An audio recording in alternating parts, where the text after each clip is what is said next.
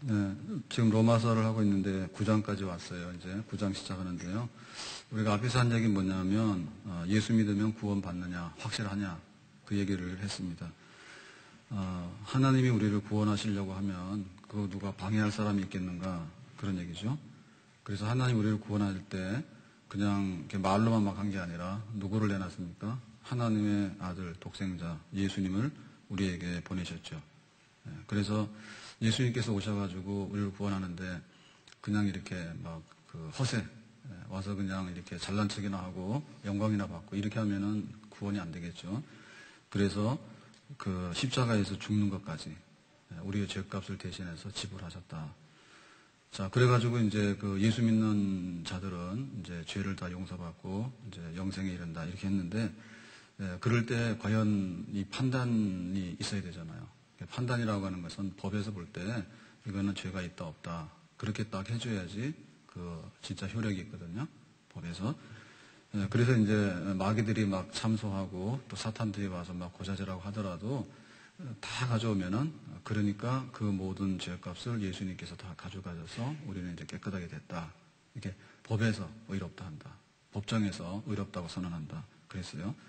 그러면은 이제 그 예수님의 십자가의 효력이 이제 법정에서 이제 다 이제 채택돼 가지고 이제 효력을 발생시키잖아요. 법적인 이제 효력이 발생되잖아요. 그러면 이제 법적인 효력한 거하고 그다음에 실제적인 생활에서 효력을 나타내는 건 또 다르거든요. 우리가 이렇게 보면서 그 뜻은 좋은데요. 실제로 돌아가 보면 안 되는 경우가 많아요. 예를 들면 우리나라에 그 치안을 담당해서 경찰이 있잖아요. 그러니까 법으로 보면은 국민의 그 생명과 안전을 다 지킨다고요. 근데 뒷골목 가면 그게 안 통해요. 뒷골목에는 주먹이 먼저 통하지. 그리고 뭐 경제민주화를 한다 그러는데 뭐 재벌들이 뭐라고 하면 그거를 어떻게 가서 현실적으로 다 잡아내가지고 그 법을 집행하는데 상당히 그 애로사항이 있거든요. 그러면 이제 그 예수님 믿으면 이제 죄를 다 용서받았다. 그러면 용서받은 증명서가 어딨냐? 법정에서 재판해가지고 의롭다. 그러면 법정에서 의롭다 받았으면은 실제 생활에서 이제 다 하나님의 예수님의 사랑으로 인해가지고 보호를 다 받아야 되잖아요. 적용을. 그럴 때 뭐라는가 하면 그리스도 예수 안에 있는 하나님의 사랑에서 우리를 끊을 수 없다. 하나님이 우리를 사랑하시는데 예수님의 십자가를 통해서 사랑하시는데 실제적으로 그러면 예수님이 우리를 사랑하는 그 사랑을 회방할 수 있는 방해꾼이 있느냐 그러죠. 방해꾼이 있느냐. 예를 들면은 가난하다. 그럼 가난하면 예수님이 나를 사랑하지 않는 거냐. 그럼 그 사랑의 줄이 끊어지느냐. 혹은 병이 오면은 예수님이 나를 사랑하시는데 그 사랑의 줄이 끊어지느냐. 혹은 환란이 오고 난리가 나고 또 여러 가지 막 이런 것이 올 때 과연 예수님이 나를 사랑하시는데 그러니까는 이 사랑이 안 되겠다라고 하는 그런 현실적인 것이 있느냐라고 할 때 없다 그 말입니다. 믿습니까? 그러니까는 어느 자리 어느 환경 어떤 일을 만나더라도 그 예수님께서 우리를 사랑하신다라고 하는 것은 회방할 수 없는 우리에게 항상 100% 효력을 미치는 그런 사랑. 그 사랑이 있기 때문에 마지막에 영생에 이르는 그런 구원의 확신이 우리에게 있는 줄로 믿습니다. 자, 그래서 이제 우리가 믿음으로 구원받는다고 하는 로마서의 그 첫 번째 대주제는 끝난 거예요. 믿음으로 구원받는다. 이제 그런 그 진리는 이제 다 바울이 다 설명을 다 했습니다. 자, 그럴 때 이제 그 바울이 이제 9장에서 하고자 하는 얘기는 뭐냐면 이제 나에게는 고민이 있다. 이제 이런 얘기를 하게 된 거죠. 자, 1절 말씀 가서 보겠어요, 오늘. 1절 말씀, 시작. 내가 그리스도 안에서 참말을 하고 거짓말을 하지 아니하노라. 나에게 큰 근심이 있는 것과 마음에 그치지 않는 고통이 있는 것을 내 양심이 성령 안에서 나와 더불어 증언하노니. 바울이 여기 마음에 큰 근심이 있다 했어요. 도대체 그 바울에게 있는 그런 고통이 뭘까? 오늘 그 인터넷 뉴스 아침에 딱 보면서 아침 먹으면서 보니까 뭐 여러 가지가 있는데 뭐 북한에서 개성공단 뭐 이거 들어보내주지 않는다고 그러는데 그것도 있고 또 요새는 개인사도 많이 하죠. 뭐 누구랑 연애한다, 누구랑 해서 이 얘기 많이 하잖아요. 근데 또 차두리가 또 이혼 소송 받고 있다 그래요. 차두리 누군지 알아요? 예? 그래서 그런 일이 있어요. 도대체 이제 어떤 사연 때문에 또 그 이혼 소송을 이제 제기했을까? 지금은 알아보지 마시고 끝난 다음에 알아보세요. 마음이 얼마나 고통스러우면 네, 결혼생활 못하겠다 그러고 했을까? 뭐 다 가졌잖아요, 그죠? 네? 명예도 있고 돈도 있고 뭐 나름대로 뭐 없는 게 뭐 있어요? 다 있잖아요, 그죠? 근데도 뭔가 애로사항이 있다니까. 부부가 살다 보면 애로사항이 있는 거예요. 그러면 우리가 예상해 볼 때 사도 바울에게 있어서 큰 근심이나 고통이 뭘까? 바울도 예를 들면 병이 있습니다. 몸에 병이 있어요. 그리고 또 바울은 뭐냐면 오해를 많이 받았어요. 네가 사도냐? 그런 오해를 많이 받았어요. 그런 것도 마음에 고통이 되는 거고. 그 다음에 바울은 고생을 많이 했어요. 그 복음 전하고 선교하는데 그야말로 내 몸에 그리스도의 흔적을 가졌다라고 할 정도로 고생을 많이 했어요. 이런 거. 근데 바울에게는 진짜 또 숨겨진 하나의 큰 고통이 있거든요. 그 고통이 뭐냐면 바울은 유대인이잖아요. 내 동족 유대인들이 왜 예수를 안 믿냐고요. 그러면 내 동족들이 구원을 못 받는 거잖아. 그러면 바울은 뭐냐? 바울은 지금 이방인에게 가서 복음을 전하라고 하는 그런 사명을 받았어요. 이방인에게. 그 이방인이란 뭐냐? 유대인 말고 온갖 사람들이 다 구원을 받는다라는 이런 복음, 기쁨의 소식을 전하는데 막상 자기 동족,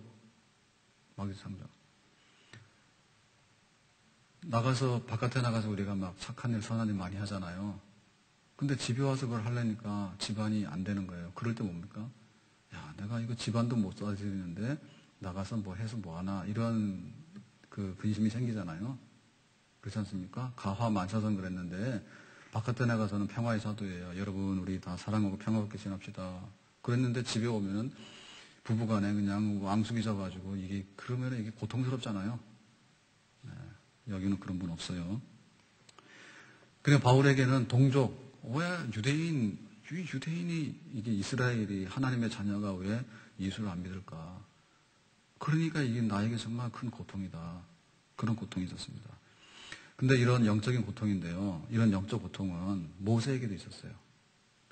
모세가 그 출애굽에서 이스라엘 백성들을 막 인도하는데 말을 안 듣는 거죠. 그러니까는 하나님이 그냥 이스라엘 다 짓누 죽인다. 그러니까는 모세가 막 속에서 속 타잖아요. 그러니까 하나님, 차라리 내가 저주받아서 하나님 생명책에서 나 이름 빼주세요. 그 대신에 이스라엘 백성들을 애굽에서 구원했으니까 가나안까지 좀 다 데리고 갔어요. 중간에 광야에서 다 죽이면 안 되잖아요. 그래서 내가 저주를 받을지언정 내 동족들이 좀 구원받게 해주세요. 모세의 그 아주 속타는 영혼 구원에 대한, 동족 구원에 대한 그런 열정이 모세에게 있었죠. 예수님에게도 그런 영혼 구원의 열정이 있어요.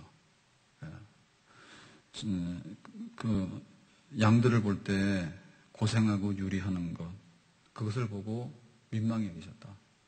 그러니까 그 당시에 예수님의 눈앞에 있는 그 사람들은 뭐냐면 막 헐벗고 아주 그 피나고, 그리고 그야말로 그 가죽을 벗겨놓은 거 있죠.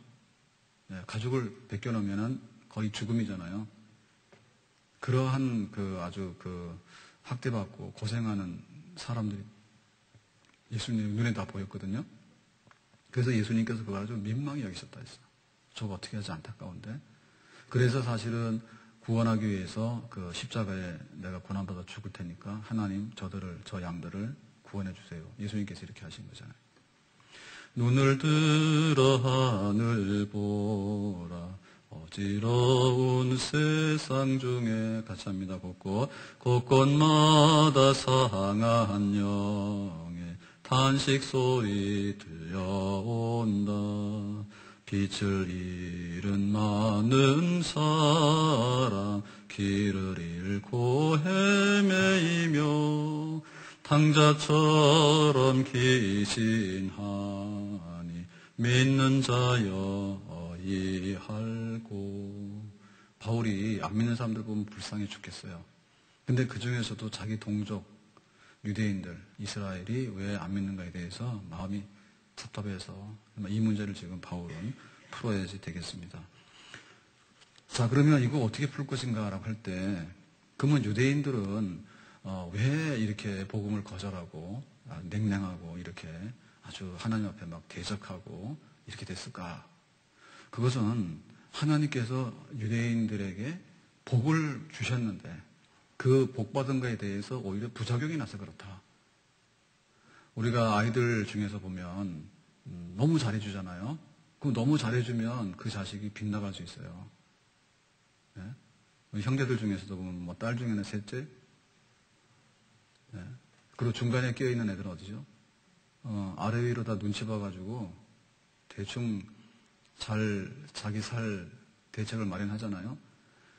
근데 그냥 막 하나인데 그냥 금이 오게 했는데 막 버리장머리 없이 해놓으니까 나중 가가지고 자기 막 할 것도 모르고 오히려 그 축복이 뒤집어져가지고 말입니다. 부작용 나는 수가 있잖아요. 그러니까 말하자면 유대인들, 이스라엘이라고 하는 것은요, 하나님께서 특별한 백성으로 지어가지고 특별시, 서울특별시예요. 특별시의 백성답게 하나님께서 복을 몽땅 주셨어요. 복 받는 샘플로 주신 거예요. 그래가지고 복을 굉장히 많이 받았는데 복을 받고 나니까 뭐냐면 눈이 이렇게 감겨졌어요. 눈이 감겨져가지고 오히려 정말 예수 믿으면 구원받는다 그러니까 우리는 이것으로 만족해. 예수는 필요 없어. 그래가지고 예수님 십자가에 때려서 못 박아 죽인 거거든요. 그러면 하나님께서 유대인들에게 주신 그 원래 복이 뭐냐라고 할 때, 자, 오늘 4절에 보니까 쭉 나열하는데요. 자, 4절 보겠습니다. 시작. 그들은 이스라엘 사람이라 그들에게는 양자됨과 영광과 언약들과 율법을 세우신 것과 예배와 약속들이 있고, 자, 이스라엘 유대인들에게 주신 하나님의 축복들이 어떤 것이냐면 첫째는 양자됨이다. 여기 양자라고 하는 것은 자녀 아들 딸 된다 이런 얘기인데 그 왕국의 백성이라는 뜻입니다. 왕국의 백성. 그 왕이 있는데 그 왕국의 백성은 굉장히 복이 있어요. 세종대왕 때는 정말 그 우리나라에 가장 잘 사는 그런 그 시대 중에 하나죠, 그죠? 그거 이제 왕국의 백성이죠. 근데 만약에 이제 침략을 받아가지고 보따리 사서 피난 다니고 이제 그것도 안 돼가지고 잡혀가서 노예로 팔리고 이러면은 그 불쌍한 거잖아요. 그러니까는 이스라엘 유대인들은 그 왕국 백성으로 하나님의 아들 딸이다 그랬어요. 그러니까 그 축복이 얼마나 큰 겁니까?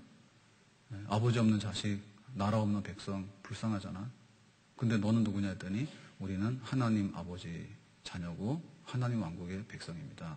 그런 복을 누리게 된 거죠. 자, 두 번째는 영광이 있었다 했어요. 영광이. 자, 여기 영광이 있었다라고 하는 얘기는 뭐죠? 그 하나님의 그 영광이 이렇게 비출 때 그 이스라엘 백성들에게 먼저 나타난 거예요. 우리가 이제 해가 뜨게 되면 해 뜨는 거 동쪽에서 이렇게 뜨잖아요. 그리고 이제 해가 쭉 갈 때 그 남쪽으로 이렇게 해가 돌아가면 양지, 예? 그쪽으로는 해가 있잖아요. 근데 이게 북향이거나 혹은 장애물이 딱 있으면은 그거는 굉장히 그 영광이 축복이 가려지게 되죠, 그죠? 그래서 그 하나님의 영광이 있는데 하나님은 영광 그 자체입니다. 근데 그 하나님의 영광이 어디에 딱 비쳤는가 하면 이스라엘 백성들, 유대인들에게 비쳤어요. 그러면 예를 들면은 모세의 얼굴이 어때요? 모세의 얼굴이 40일 동안 시내산에서 하나님 만나고 이렇게 내려오면 모세의 얼굴이 막 광채가 나잖아. 왜? 하나님 영광이니까. 그 영광이 여기 붙어가지고. 그런 거죠. 그래서 그 하나님의 영광을 볼 때 시내산에서 이렇게 하나님께서 이렇게 이제 시내산에서 하나님 백성들을 만나려고 강림하시잖아요. 그러면 막 그 시내산, 바위산입니다. 그죠? 바위산이 막 들썩들썩하고 그러고 나서 하나님의 영광의 구름이 확 거기 임재하는데 막 황홀한 거예요. 그 영광. 네, 막 그 장엄하고 그 웅장하고 그리고 거룩하고 막 그런 거. 그러니까 백두산을 가게 되면요. 이제 그 백두산 같은 경우에 우리가 동해물 갈 때 보면 왜 그 백두산의 호수가 파랗고 산이 막 이렇게 멋있게 돼 있잖아요. 근데 실제 그 백두산 올라가는 길은 뭐죠? 완전히 그 민둥산이죠, 그죠? 막 이렇게 그쪽에서 찍은 거 보면 나무가 막 있는 것처럼 보이는데 중국 쪽에서 가는 쪽에서 보면 그거는 그 아주 황량한 그런 그 막 사막은 아니지만 아주 나무 한 그루 없는 그런 지역을 통과해서 이제 올라갑니다. 올라가는데 이제 나중에 올라가면 또 이게 춥잖아요. 추운데 딱 내려가서 보면 동해물과 그 천지물 없어요. 있는데 잘 안 보인다 해서 대부분의 경우는 안 보인다는. 운 좋으면은 이제 그 천지물을 보는 거예요. 그러면은 이제 우리 애국가 나올 때 보면은 뭐 하늘은 파랗고 물도 파랗고 거기에 산들이 팍 있는 호수가 있어가지고 이게 이제 백두산이다. 이제 이런 게 보이는데 보통 운이 있어가지고는 그런 거 잘 못 본대요. 가서 구름만 보는 거예요. 구름. 아무것도 안 보는 거예요. 10m 앞에도 하나도 안 보이는 거예요. 구름이 막 확 끼어가지고. 그러니까는 그 영광이라는 것이 그렇잖아요. 하나님의 그 영광이, 하나님의 영광이 그 이스라엘 백성들한테 보였어. 예. 스데반 집사가 돌에 맞았지만은 하나님의 영광이 그 얼굴에 비치니까 마치 죽어가는 사람이 뭐 같다고? 천사 같았다. 그랬잖아요. 천사 같았다. 예. 그런 하나님의 영광을 본 백성이 바로 다른 백성이 아니라 이스라엘 백성이에요. 자, 그리고 이스라엘 백성들에게는 어떤 축복이 줬냐면, 그 다음에 영광된 뭐예요? 언약들. 언약이라고 하는 쌍방의 약속입니다. 쌍방의. 계약 관계입니다. 그죠? 그 쌍방의 계약인데, 그 계약 당사자가요, 예를 들면 막 고리대금을 한다든지, 혹은 이렇게 조폭 두목이라든지, 이런 데 하고 계약을 했다가는 화를 입습니다. 그거는 뻔한 거예요. 왜냐하면 계약이 부당하거나, 혹은 계약을 해가지고, 우리가 뭐 노예문서 이런 거 있잖아요. 노예문서. 그러니까 그런 거는 노예하고 주인하고 계약을 했는데 대부분의 경우에 보면 상대방한테다가 일방적으로 많이 피해를 줘요. 그런 언약이 있으면 그거는 굉장히 화가 있는 거예요. 근데 상대방이 그야말로 천사인데 천사하고 계약을 하잖아요. 그럼 되게 보면 그 계약 조건이 좋은 거예요. 왜? 천사니까. 그러면 하나님하고 이스라엘 백성들하고 계약을 맺으면은 이스라엘 백성들이 좋겠어요? 안 좋겠어요?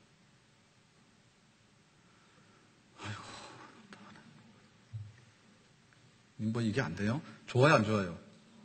좋지요. 예. 근데 그러면 하나님이라고 하는 이 계약 파트너가요, 계약의 당사자가 왜 우리의 파트너가 됐을까요? 그거는 하나님께서 그냥 스스로 좋아가지고 우리에게 와서 계약을 맺은 거예요. 그래서 아브라함아, 너는 믿음의 조상이야. 내가 너를 민족의 조상으로 삼을 거야. 이름을 창대케 할 거야. 알았지? 예. 그렇게 한 거예요. 그리고 모세에게 나타나서요. 모세야, 내가 백성들에게 이와 같이 복을 줄게. 예. 그래가지고는 그 약속이 있기 때문에 이제 지금 뭐 북한에서 야단인데, 저건 정상적으로는 이해가 안 가는 거예요. 정상적으로 이해가 안 가는 건데. 하든 간에 이제 그 지난번하고 다르게 뭐 핵폭탄 가지고 뭐 자꾸 하고 이러니까 이제 우리나라도 정권이 바뀌고 그래서 미국하고 이제 그 우리가 동맹관계가 있잖아요. 그죠?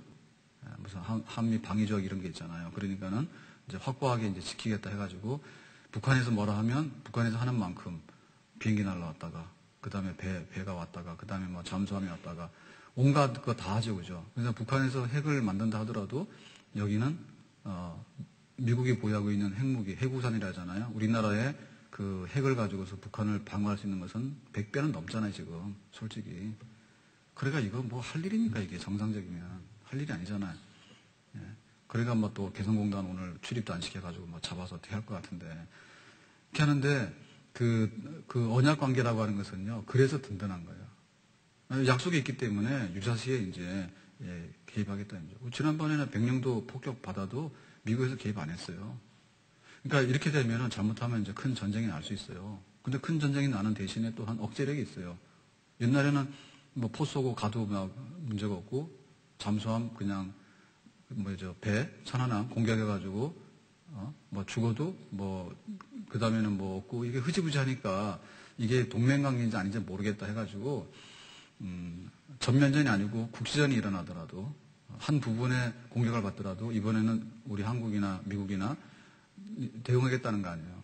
그래서 그걸 알려주기 위해서 막 비행기도 띄우고 잠수함도 오고 막 항공모함도 오고 온갖 다 오잖아 지금. 그러니까 또 북한에서 그러면 그래라 그러 더 막 날뛰잖아 지금. 어쨌든 간에 그 약속이 있는데 하나님의 약속이 있는 백성이다. 하나님과 약속이 있는 백성이다. 근데 우리는 원래 하나님과 파트너가 안 되는데 하나님께서 그냥 스스로 낮아져서 내가 너하고 약속을 맺어줄게. 우리가 아이들하고 약속 맺을 때 동등한 관계가 아니죠. 너 이번에 뭐 이렇게 시험 쳐서 학교에서 너 뭐 90점 맞아오면은 뭐 축구공 하나 사줄게. 이런 거는 동등한 관계가 아닙니다. 그런데 그냥 아빠가 그냥 봐주는 거고 엄마가 봐주는 거죠. 그죠? 왜? 내 자식이니까. 내 자식이니까 그냥 약속하자 하는데 사실은 엄청나게 양보하는 약속이죠. 그런 약속이 있는 백성이 바로 유대인이고 이스라엘이었다 그 말입니다. 자, 그 다음에는 어떤 축복이 줬냐면 율법이 있어요. 율법. 율법이라고 하는 것은 뭐냐면 헌법이죠. 그죠? 하나님 나라의 헌법을 줘가지고 아주 우수한 백성으로서 살 수 있는 삶의 지침을 준 거죠. 그래, 이거는 큰 축복이에요. 그래, 한 백제시대 때, 이럴 때 보면, 그 일본 사람들의 그 소원이 뭐냐면 백제 물건 하나 갖는 게 일본 사람들의 소원이었어요. 그래서 이제 굴하다 그러면 뭐 백제라는 뜻인데요. 우리가 이건 뭐냐 할 때 물 건너왔냐 하잖아요. 그러면 그 당시에는 그랬답니다. 물 건너왔냐가 백제예요, 그지? 그래서 이게 굴하다냐 그러면 이게 최고. 그러니까는 그때 그림에 보면 일본 사람들은 신발도 거의 안 신었대.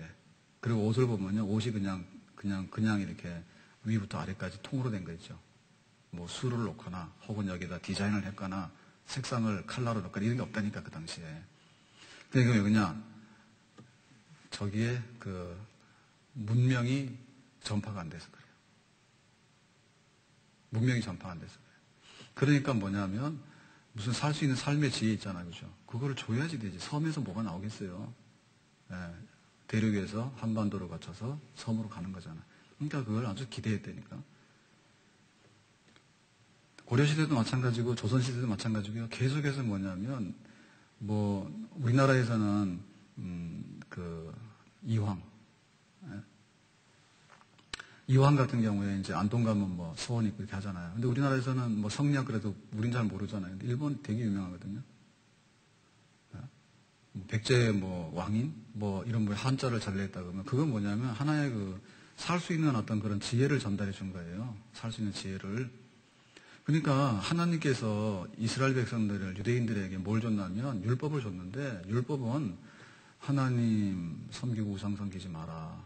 예? 그래서 뭐 안식일을 지키고 부모 공경하고 착 해서 그 세부적인 법이죠, 그죠? 민법이나 이런 거 다 줬잖아요, 그죠? 그러니까는 그야말로 그 하나님 백성이 최고 1등 가는 백성으로 살 수 있는 모든 교훈을 다 준 거죠. 그거 복 받은 거죠. 아멘? 법이라고 하는 것이요, 있다고 하는 것이 그 사회에 그 발달된 그거를 보여주는 거예요. 솔로몬 이전에 두 여자가 와서 싸웠어요. 네 아들이냐, 내 아들이냐. 자기 아들도 구분이 안 되는 거예요. 그러니까 이게 뭡니까? 어둠의 세상이잖아요. 근데 솔로몬이 와가지고 재판했잖아요. 그죠? 쪼개라 그랬더니 친어머니가 양보하면서 그 아이를 찾아내잖아요. 그러니까는 거기에 이제 법이 생기기 시작한 거죠. 솔로몬 때 지혜로운 법이. 그 우리나라도 보면은 뭡니까? 경국대전이요. 예. 우리나라의 그 법치국가로서의 가장 그 훌륭하고 기본적인 법을 만든 로마법이 유명하듯이요. 그 로마법이 유명하다는 얘기는 로마가 잘 산다는 얘기예요. 그 우리나라 조선시대가 잘 살았다는 얘기는 경국대전 같은 그런 이제 법전이 정비가 되고 나서 모든 게 이제 법으로 다 하는 거 아닙니까? 예? 법으로 하는 거. 그러니까는 하나님 백성으로서 법을 받았다는 얘기는 얼마나 큰 축복입니까? 다른 백성들은 이거 안 줬어요. 자, 그 다음에 뭐냐면, 또 나오는 게 뭐죠? 그 밑에 보면은, 예배. 그러니까 하나님 앞에 예배 드릴 수 있는 백성. 그래서 그 예배 드리는데 뭐 상번제 그러면 매일같이 드리는 예배, 뭐 안식일 그러면 일주일마다 드리는 예배, 이런 거. 그죠? 그 다음에 뭐 6월절 구원 받은 거, 첫 곡식 거둔 거 맥주절, 마지막 곡식 거둔 거 수장절. 그런 예배. 그리고 또 속죄할 때는 속죄 예배, 화목할 때는 화목 예배, 감사 예배. 그리고 또 이제 사람들과의 잘못된 거 있으면 속건제. 또 자기 자신을 헌신할 때는 번제. 예. 또 그 농사지어서 생긴 생활의 그 축복에 대해서는 소제 이런 거. 그러니까 그 예배를 드리는데 그 함부로 예배 드리는 게 아니에요. 예? 여자분들은 집안에서 예배 드릴 때 옛날에 둘러서 줄 세웠어요, 안 세웠어요? 권고사님, 저 집안에서 제사 지낼 때 그 남자들하고 서는 데서 다 서서 절해본 적 있어요? 그래 했습니까? 안 시키죠. 더 이상 말 안 하겠습니다. 그러니까 그 예배 드린다고 하는 것이요, 하나님에 나올 때 이방인들은요 성전에 못 들어가요. 예. 그리고 그 여자들만 갈 수 있는 데가 있고요. 그 다음에는 그 유대인 남자들이 갈 수 있는 데가 있어요. 그리고 이제 그 중에도 제사장이 갈 수 있는 데 있고 대제사장이 갈 수 있는. 그러니까는 지성소, 성소 중에 성소인 지성소에는 하나님의 은혜 보좌 있잖아요. 그 하나님의 은혜 보좌에는 대제사장 한 사람이 1년에 한 번만 딱 들어가는 거예요. 그러니까 그 예배라고 하는 것이 하나님 앞에 드릴 때 드리는 사람이 영광이에요. 내가 거기 초대받아서 그런 백성으로 하나님께서 복을 주신 거죠. 그 다음에 뭐냐? 약속들이 있다. 그래서 이 약속이라고 하는 것은 언약의 그 결과로 나오는 것인데, 다시 말하면은 온갖 하나님의 축복이 다 약속되어 있고, 하나님의 메시아, 하나님의 구원자 메시아가 유대 혈통 중에서 나오신다 그랬습니다. 그래서 5절에 보니까 예수님이 유대인 중에서 혈통으로 오신 게 아니냐. 그러니까 유대인들이 이렇게 많이 복을 받았는데 그 복을 받다 보니까 교만해졌어요. 복을 받다 보고 교만해지고, 자, 이 복을 받은 것이 뭐냐라고 생각할 때 나중에 나 잘 먹고 잘 살라는가 보다. 그리고 내가 다른 사람보다도 굉장히 잘나가지고 내가 아주 특별한 사람인가 보다라고 하는 그런 자기 위주의 그런 생각을 하게 되는 거죠. 내가 잘나서 내가 특별해가지고 하나님이 나를 선택해가지고 나에게 특혜를 줘가지고 이만큼 했어라고 하는 그런 하나의 그 잘못된 생각을 갖게 된 거예요. 그럼 뭐죠? 하나님 복을 주신 건 뭡니까? 하나님 복을 주신 것은 축복의 통로에 한마디로. 네. 축복을 받아가지고 축복을 온 열방에다가 나눠주거라. 축복을 줄 때 우리가 뭔가를 줄 때 그 줄기가 있잖아요. 줄기. 네? 한강 그러면 한강은 이게 우리나라의 삶의 하나의 그 젖줄이에요. 그죠? 그러면 물이 모여가지고 한강을 쫙 흘러가면 또 한강을 주변으로 해가지고 김포에서 농사도 짓고 뭐 이렇게 해가지고는 또 풍요롭게 살 수 있는 그런 게 생기는 거죠. 그러니까 그 축복을 주는데 축복은 뭐냐면 유대인들 먹고 살라 준 게 아니라 배달하라고 준 거예요. 배달하라고. 배달하라고 준 거예요. 그랬더니 배달 안 하고요. 혼자 먹고 치우는 거예요. 그래서 오히려 하나님이 택해가지고 줬기 때문에 잘났다라고 하는 교만, 그게 아니라 겸손해서 우리 같은 사람이 하나님 축복받았으면 너희들은 축복 더 많이 받겠다. 이렇게 해야 되는데 이방인들을 보면 이방인들은 지옥의 땔감이다 이랬거든, 유대인들이. 두 가지 감사했대잖아. 하나는 여자로 태어나지 않은 거 감사하고 이방인으로 태어나지 않은 거 감사하고. 그러니까 뭐냐. 자기들 잘났는데 그 잘난 걸 뭐냐면 배타적인 선민주의라죠. 그죠? 배타적인 선민주의. 좀 어려운 말인데요. 선택을 했는데 선택을 해가지고 봉사하라고 한 게 아니라 내가 특별한 사람이기 때문에 너희들은 못난 놈이고 우리는 잘났어라고 하는 그런 교만스럽게 배척하는 남들을 배척하고 남들을 정죄하는 그런 배타적인 선민주의에 빠진 거지. 유대인들이. 그러니까는 이 축복 때문에 거기 황홀한데 사로잡혀가지고 그걸 오해해가지고요. 거기에 사로잡혀가지고 결국에는 하나님의 아들 예수님을 보내가지고 구원받을 수 있는 길을 열어놓으니까 이런 거는 안 한다. 그러고 걷어찬 거죠. 네? 집에서 우리 아이들한테 용돈 이런 거 펑펑 주잖아요. 그러면 아이들이 일을 안 해요. 일을 안 합니다. 그러니까 사실은 용돈 주더라도 일을 시켜야 됩니다. 네? 그렇다더라도 뭐 집에서 노예 착취하라는 건 아닙니다. 근데 네 방도 정리해야 되고 설거지도 해야 되고 심부름도 해야 되고 다 해야 된다. 그래야지 그 용돈도 제대로 주면은 그게 의미가 있는 겁니다. 근데 얘야 너는 귀하지. 그러니까 아이가 밥숟가락도 하나도 자기 안 드는 거예요. 밥숟가락 안에 왜? 대학을 가야 되니까. 너는 모든 것이 다 하지 마라. 밥 치우는 것도 하지 말고 뭐 어른이 오너서 뭐 하는 거 하지 말고 그냥 너 공부하냐.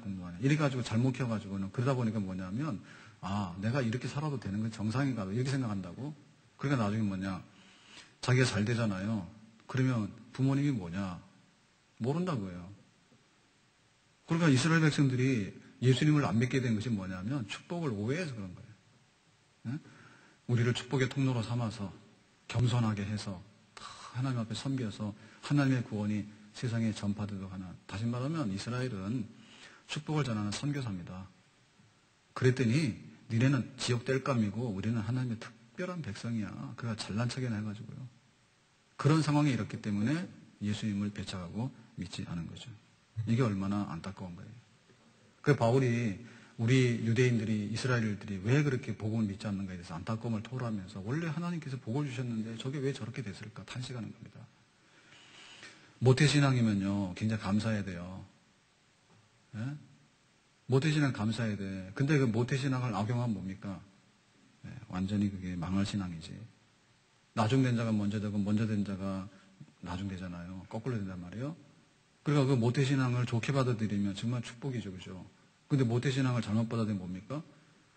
믿는 것도 아니고 안 믿는 것도 아니고 이래가지고 나중 가서 뭡니까? 나중 믿는 사람보다 못해가지고요.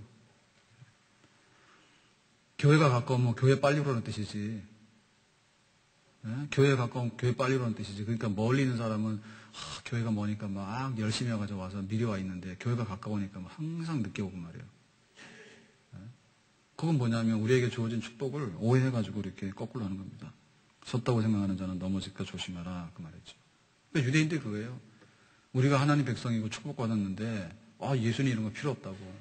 그러니까는 아주 그냥 넘어지게 된 그런 자리에 이르렀다는 겁니다.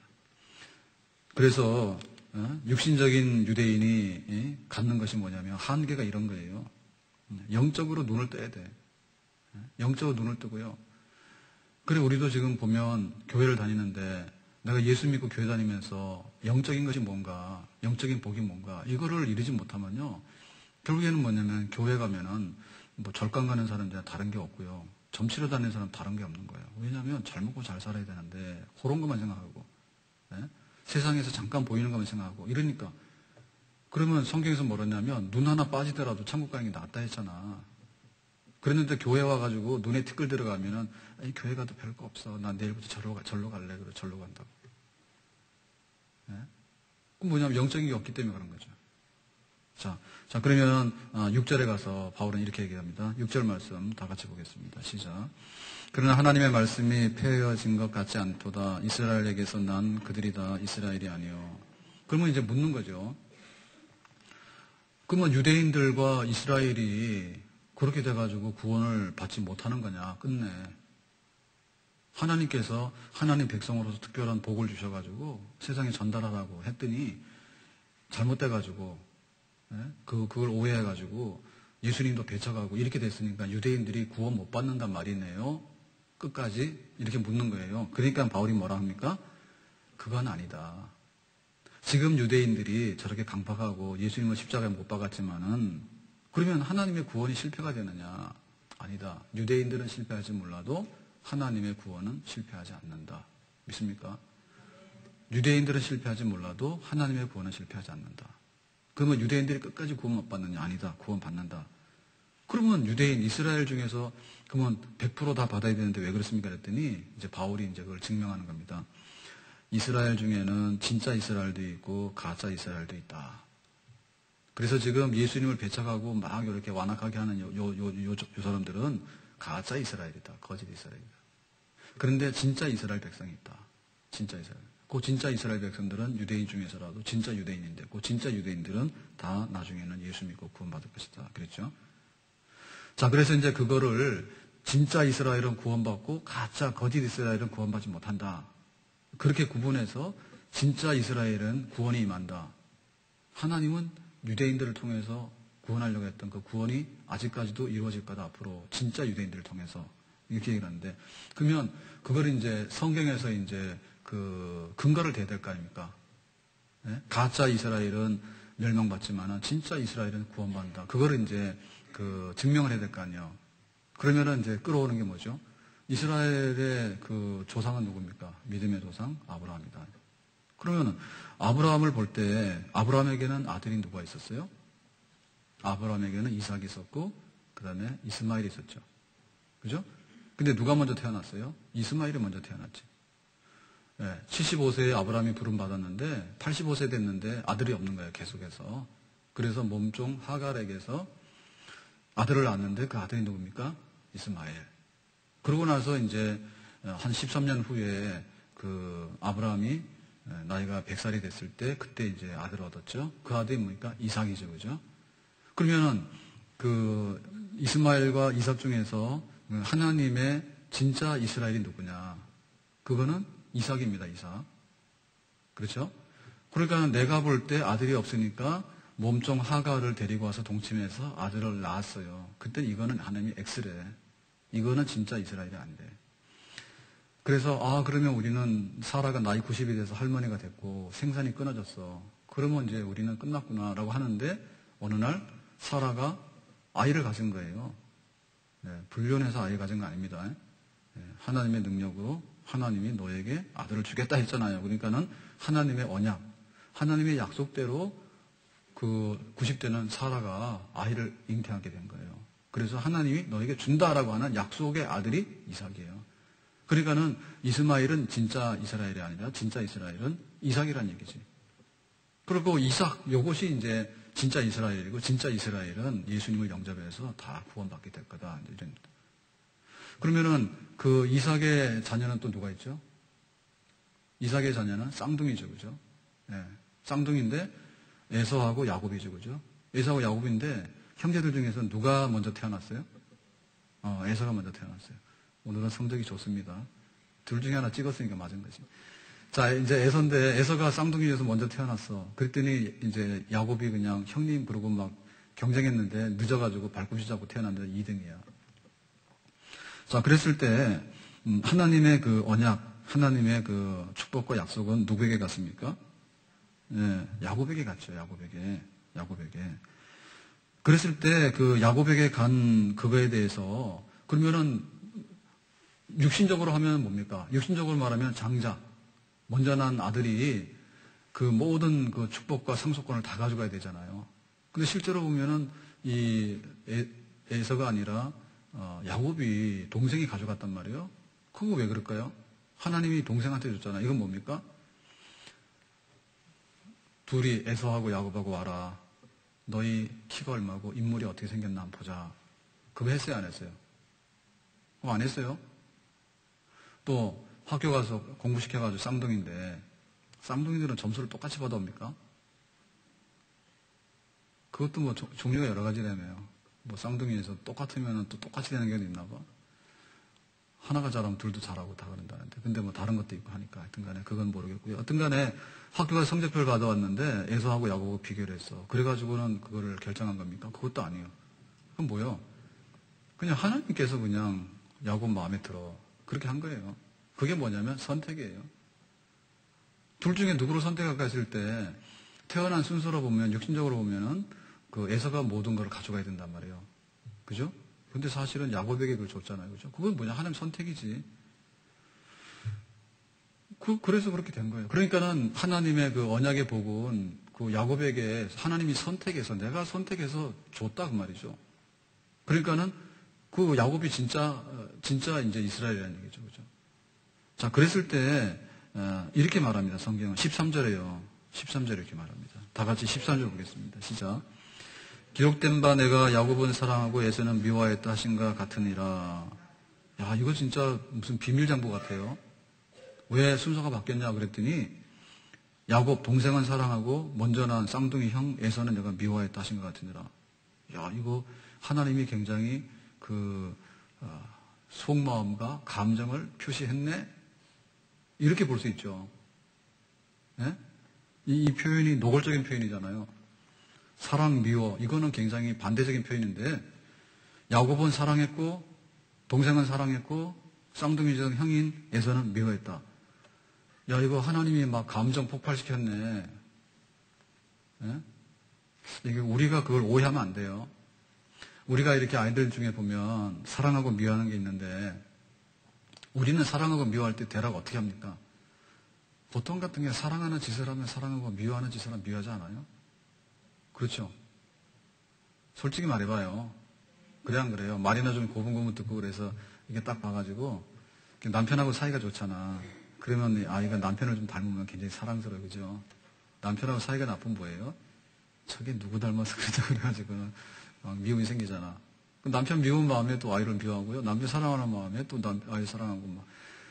근데 어떤 때 보면 막 그 행위에 근거하고 대부분의 경우는요. 그것도 어떤 경우는 연자제예요. 그죠? 예, 남편하고 오늘 싸웠으면은 아이들한테도 막 소리 지르고 막 애들한테도 막 화를 내고 그러는 거예요. 왜 그러냐? 애들은 모르지 영문을. 근데 그거 자꾸 하다 보면 다 알아요. 아, 오늘도 무슨 문제가 생겼구나. 두 분 사이에. 그다. 그러니까 이거는 보면 굉장히 노골적인데 만약에 하나님이 우리처럼 해가지고 이렇게 했다고 보면 이거는 진짜 말이 안 되잖아요. 하나님 선택하시는데 내가 야곱은 사랑, 에서는 미워. 이 굉장히 감정적인데 도대체 이런 하나님에 대해서 우리가 어떻게 따를 수 있겠는가. 그런 생각이 들잖아요. 근데 이건 그런 게 아닙니다. 여기서 야곱 사랑, 에서 미워한다는 얘기는 뭐냐면 그 야곱을 에서보다는 더 많이 사랑했다. 이런 뜻입니다.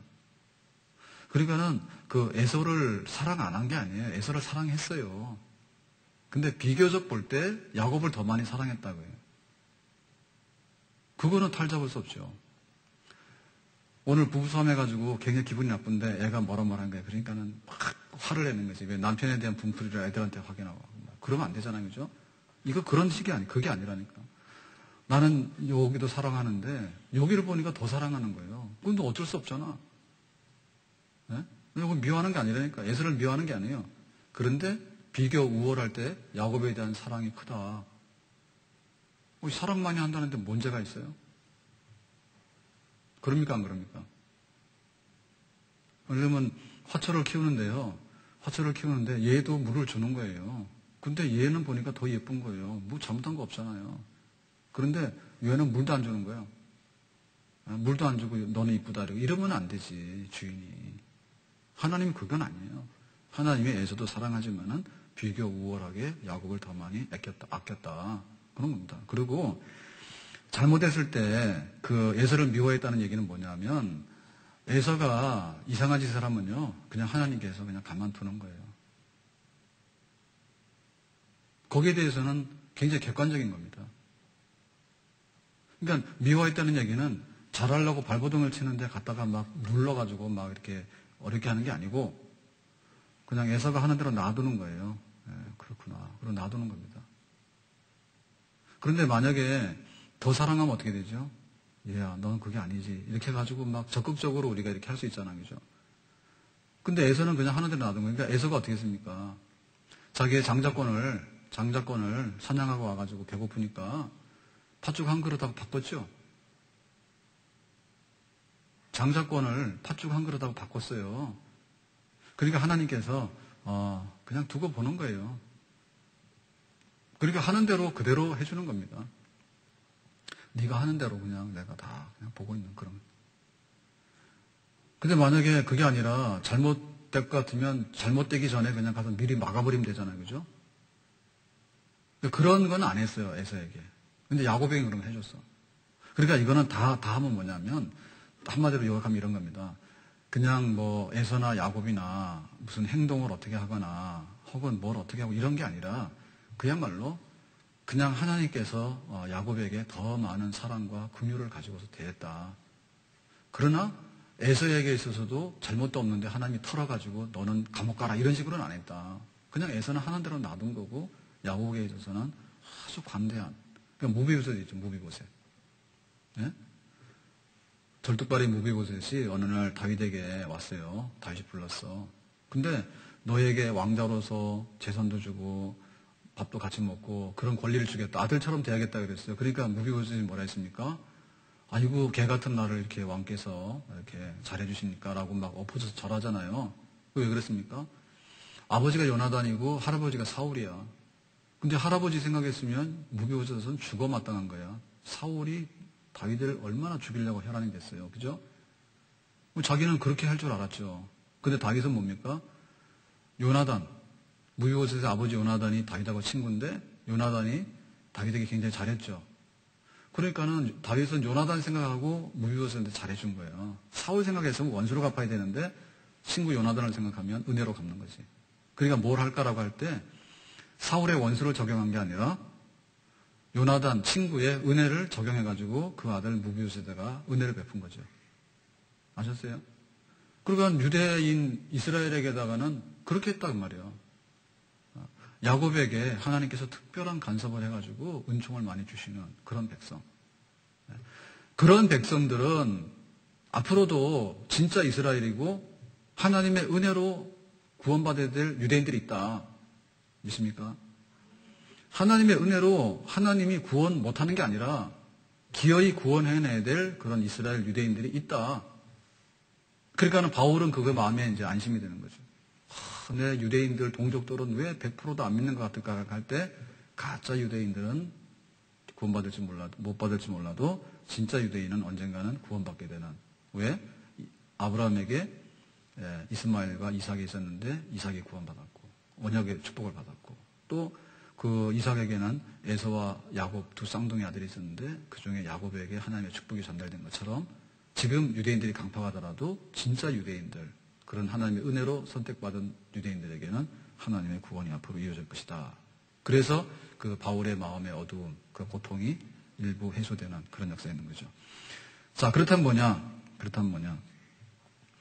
이제 하나님께서 우리에게 주시는 마지막 이제 오늘 결말은 뭐냐면 바울의 안타까운 심정이 구원의 열정이 우리에게 있는가.